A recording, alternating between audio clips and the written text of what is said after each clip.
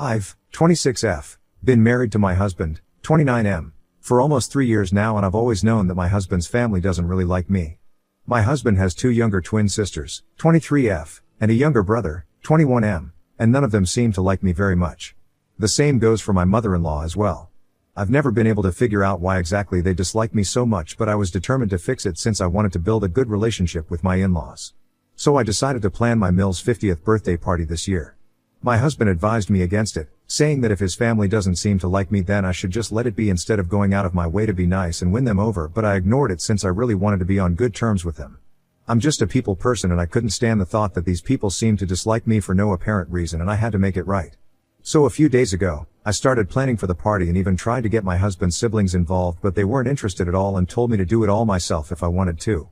I booked one of my Mill's favorite restaurants where she and her late husband used to go on dates all the time and paid for all the food and decor well in advance. In fact, I even overlooked it all myself and made sure that all of it was up to my mother-in-law's taste and standards, as she was really particular about things like these. I even invited a few of her closest friends and some of our relatives after consulting my husband regarding who she'd want there. Basically, I paid for everything and planned it all out on my own with a little help from my husband, while her own kids did absolutely nothing to help and didn't even contribute financially. Yesterday, on the eve of her birthday, we visited her even though my husband didn't want to.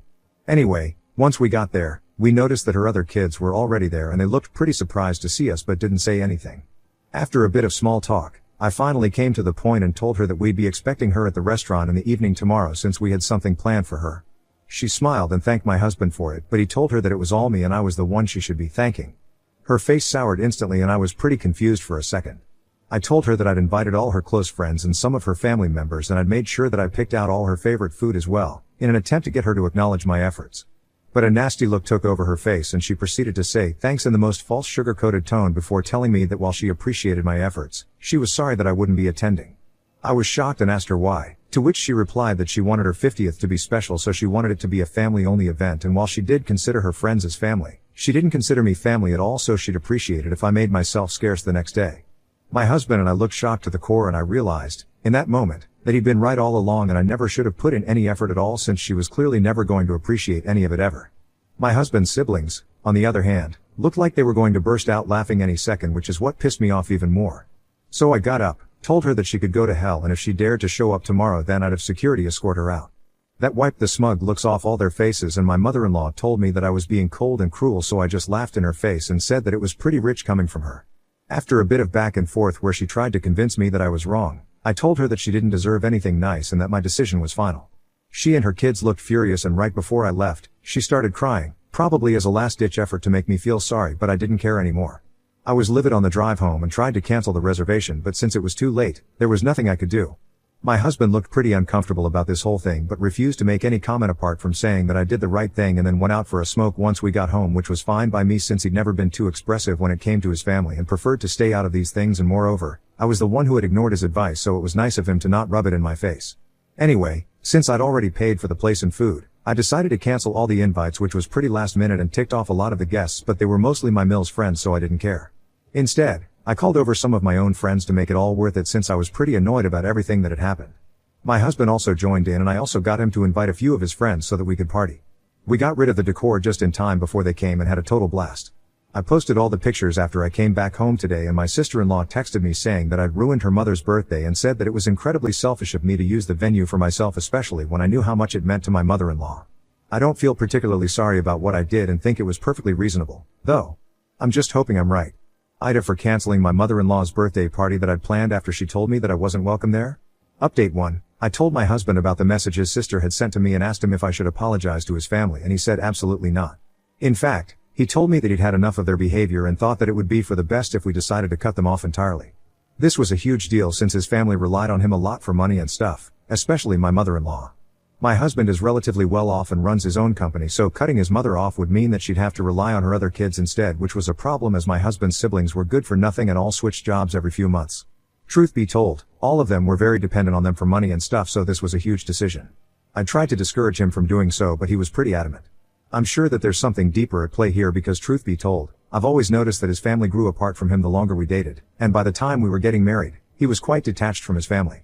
It wasn't his own fault since I remember him telling me several times that he would invite his family over for dinner while we were dating and even in the initial stages of our marriage, but they'd always make up some excuse to avoid it.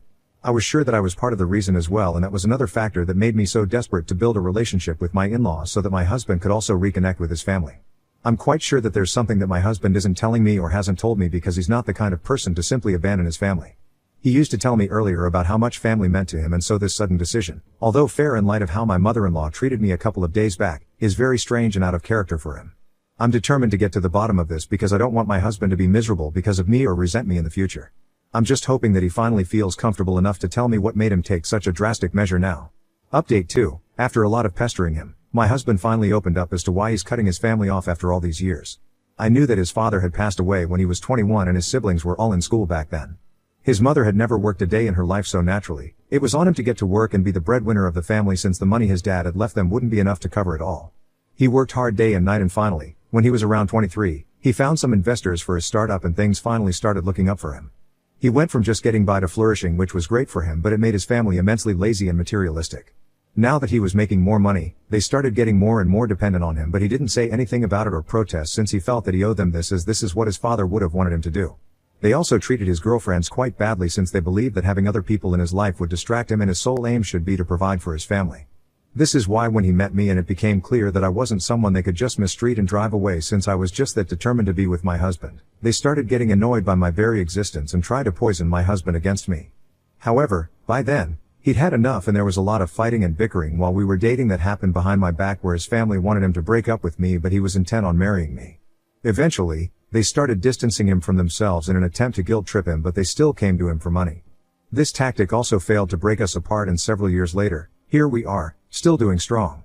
After the whole birthday fiasco, my husband told me that while his sister texted me to guilt trip me, his mother had called him up to do the same to him and was trying to emotionally manipulate him into leaving me since I'd insulted her. That's why he decided that he'd had enough of this and it was time to let go.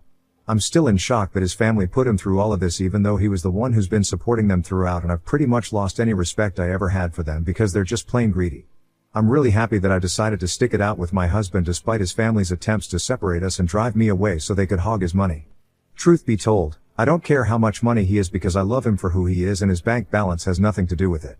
Now that I know the whole story, I'm surprised that he was able to put up with this and even keep it all a secret from me for so long to spare my feelings, since I'd wanted to have a good bond with my in-laws, but he knew that was never going to happen. I think he's making the right decision now, and that his family deserves to get cut off.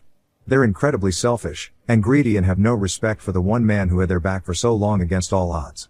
Update 3. Today, my husband finally called his mother up and told her that he doesn't want to hear from her or his siblings unless they change their ways, and they'll also have to find their own source of income since he isn't going to continue supporting them his entire life. Just as I'd expected, this decision was met with uproar on their end, and I could hear my mother-in-law screaming at my husband even though his phone wasn't even on loudspeaker. There was a pretty nasty argument that broke out between them, and since I was in the same room as my husband, I heard every single word of it. My mother-in-law, obviously, tried to blame me for this and said that I must have influenced his decision to cut them off somehow. She also accused me of trying to break their family apart and said that my husband shouldn't let himself get manipulated by his wife. Again, the irony of her telling my husband to not allow himself to get manipulated was pretty funny to me. Obviously, my husband defended me to the best of his abilities and even told her that his siblings need to find decent jobs because they're all adults now, and it's pretty pathetic that they still have to rely on him to provide for them. She started accusing my husband of letting the money and power of being in such a high-paying position get to his head, and that I was also probably encouraging him to cut his family off, which is why he was treating his own blood so cruelly. It was all classic manipulation and emotional blackmail to keep him under her thumb, but I wasn't going to let that happen anymore, now that I knew what she and her other kids had been up to. When things started getting too heated and I could see my husband getting flustered and teary-eyed out of sheer frustration, I decided to intervene. I told her that my husband's mind was made up, and if she and her kids didn't get in line soon, then they'd be losing my husband's support forever. Now the ball was in their court. They could either behave like decent human beings and respect me and my husband to continue being in our lives, or they could be the blood-sucking materialistic Oz that they were and get cut out of my husband's life entirely. Having said that, I hung up and muted all notifications on my husband's phone so that he wouldn't have to deal with them for a while and had time to calm down. It's been an hour since the call ended, and we've kept our phones aside to watch a movie and keep ourselves distracted for now. Update 4. Since harassing my husband and ruining his day wasn't enough, my mill decided to bother me instead. After the movie ended, my husband decided to finish up some pending work, and I decided to check my phone. I had several missed calls from my mother-in-law and innumerable texts saying absolutely disgusting things to me that were full of curse words from my husband's siblings. I wasn't surprised in the least, though, since this is exactly what I had expected they'd do. I just took screenshots of it all for later and ignored it. I continued to reply to work emails and stuff for the next 10 minutes, but that's when my mother-in-law called again and I accidentally ended up accepting the call. She then proceeded to say the nastiest things about me and my upbringing, calling me a manipulative and selfish gold digger who was out to ruin my husband. I didn't even respond to any of her accusations and simply waited for her to be done with it. When she finally seemed to run out of steam, I told her that everything that she accused me of doing was things that she herself was guilty of, so before pointing fingers, she should probably just introspect a little. I also told her that I was glad that my husband was finally getting rid of freeloaders like her and her other kids, since they didn't deserve to even breathe the same air as he did. Then I hung up and blocked her and my husband's siblings everywhere that I possibly could, so that they couldn't get to me anymore. It's just sad that people are willing to stoop so low just to be able to avoid doing any work for themselves. I haven't told my husband about his mother calling me up yet because I just don't want to stress him out even more.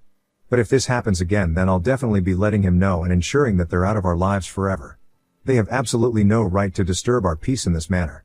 I don't know what they're going to do next, but I'm sure that my mother-in-law is definitely not going to stop until and unless we decide to take legal action against her or something. I'm praying that it doesn't have to come to that, since that'll be a huge ordeal for my husband emotionally, but if it does, I'm ready to make sure that we see it through. They're not messing with my husband anymore, that's for sure. Update 5. Almost 2 weeks have passed since the last update and so much has happened since then. After I blocked my mother-in-law, my husband and I had dinner and went off to sleep, hoping that there'd be some peace and quiet the next day. But the very next day, my mother-in-law showed up at our doorstep with her 3 grown children and demanded an explanation for everything that had been said and done so far. She looked pretty angry, and so did my husband's siblings, and I knew for a fact that this was going to be very stressful for my husband. I decided to stay in the room, despite their protestations, saying that I had no right to be there because this was a family issue and I'm not family. I let them know that they were intruding upon my privacy and were standing under my roof, so they had no right to tell me if I could stay or not. Then, they started verbally attacking my husband, bombarding him with accusations of being selfish and unreasonable, and even going to the extent of saying that he was abandoning his family just to keep his wife happy. My husband had stayed silent and was already looking pretty red in the face, so I knew that was my cue to take over, since my husband is a really sensitive man, especially when it comes to his family and loved ones. I knew that he wouldn't be able to fight them and defend himself against their false accusations and manipulation, because that's how soft-hearted and kind he was. And while they were just using him for his money, he genuinely and truly did love his family. So I told him to compose himself and told his family to leave because they were pissing me off, and more importantly, they were making my husband cry. My mother-in-law started arguing with me, saying that I don't get to push her around, especially in her son's house, and that she can stay for as long as she wants to. She still didn't stop speaking to my husband, even though he looked pretty upset with everything. It was disgusting to see that she couldn't care less about her own son's feelings, and what mattered to her most was the money. So she started telling him that she hadn't raised him like this and that she was disappointed that he was choosing his wife over his own family. His brother even said that the only duty he should be fulfilling was that of a son and a brother, since I was a gold digger anyway and didn't deserve to have a husband like him in the first place. That pissed me off and I lost my cool at that point. I snapped at him and told him exactly what I thought of the lot of them. They were all lazy, good-for-nothing idiots who were surviving solely on the kindness and generosity of my husband, since they themselves were incapable of doing anything for themselves.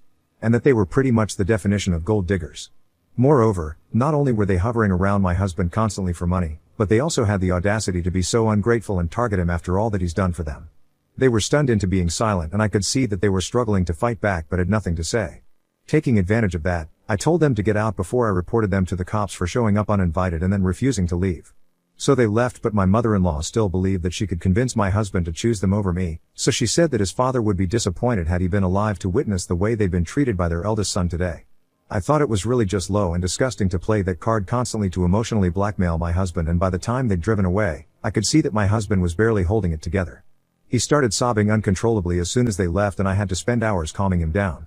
I felt terrible about this whole thing and wished that I'd never tried to throw my mother-in-law a birthday party in the first place at all. But then again, that was what had led to this can of worms being opened, and I'm grateful that this happened sooner rather than later. Anyway, after his family left, I blocked them everywhere from his phone and social media as well, and made sure that they couldn't get to us online. After he had calmed down enough, I told him that it was about time that we started looking into lawyers, because I was sure this wouldn't be the last that we would be hearing from his mother and siblings. And he agreed with that, because as much as he hated to admit it, he was well aware that his family was willing to go to any lengths to get some money out of him. So we started looking for family lawyers, just to be on the safe side. And we were definitely right to have done that because, within days of that fight, my mother-in-law sent us a legal notice demanding that he pay them an extravagant sum of money as compensation for stealing tons and tons of money from them after his father's death to start his business. It was appalling to me that she and her children were willing to lie about something so huge and defame my husband. He'd never taken a single dollar from whatever his father had left them but had only used money that he'd earned himself. He was completely self-made, and even claiming such a thing was an insult to his integrity, and I was furious that they dared to propagate such a lie.